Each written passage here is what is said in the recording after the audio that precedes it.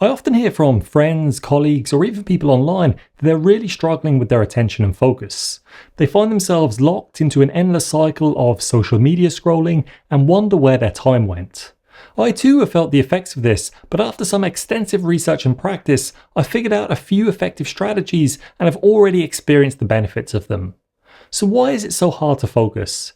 The problem is deeper than just bad habits. It's a combination of brain chemistry, environmental distractions, and a lack of mental conditioning. By the end of this video, you should have a much better idea of what is going on and what to do about it. Dopamine is the neurotransmitter responsible for motivation, exploration, and reward-seeking behavior. Our ancestors needed it to hunt, forage, and survive. It's essentially your get up and go, your fuel for exploration and adventure. But in the modern world, social media, pornography, and instant entertainment hijack this system, providing effortless stimulation. When your brain is flooded with dopamine from these sources, the drive to engage in meaningful, effortful tasks like studying, working, or exercising diminishes. The end result? You default to aimless or even lazy behavior. If you've ever struggled to start an important task after a TikTok binge, this is why. Your brain has been satiated by low-effort rewards, so it no longer feels the hunger to pursue difficult but meaningful goals. The solution? Dopamine detoxing. That doesn't mean quitting everything cold turkey, but it does mean being mindful of what you consume and setting limits. At the end of the day, there's a lot of value on the internet. It's just being more intentional and stopping yourself when you're on autopilot. One of the key brain regions involved in self-discipline and perseverance is the aMCC. Studies suggest that this area plays a role in grit and effortful persistence. The good news, it can be trained. I like to think of it like your discipline muscle. In the same way that going to the gym builds physical strength and musculature, stimulating your aMCC builds mental fortitude and grit. One of the secret hacks is engaging in something called voluntary discomfort. This can include areas such as cold showers, endurance exercise, or deep work sessions.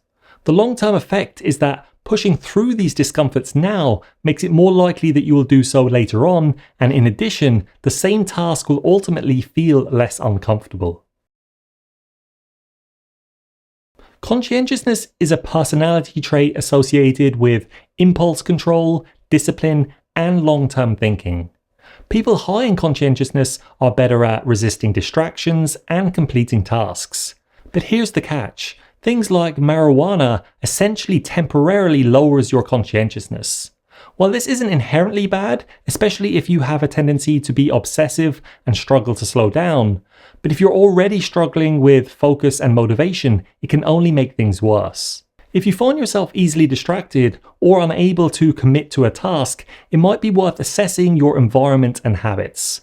Are they reinforcing focus or undermining it? Many people struggle with focus because they don't believe they are capable of self-discipline.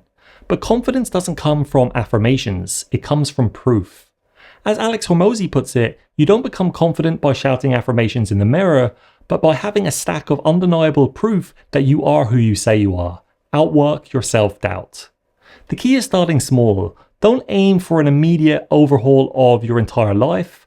Instead, build small habits, reading for 5 minutes, exercising for 10 minutes a day, or working without checking your phone.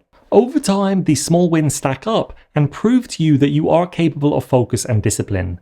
The bigger the stack, the stronger the belief in yourself. Eventually, the stack becomes large enough that even your subconscious can't deny it. But in addition, the larger the stack, the more primed you will feel to tackle larger and more challenging goals. Naval Ravikant says, the currency of life isn't money, it's not even time, it's attention. Think about that. Your focus determines your reality. What you choose to give your attention to shapes your experiences, your relationships, your success, and ultimately your life. The problem isn't just that we're distracted, it's that we're allowing ourselves to be robbed of something incredibly valuable. If you want to take back control, you need to start acting like your attention is worth something.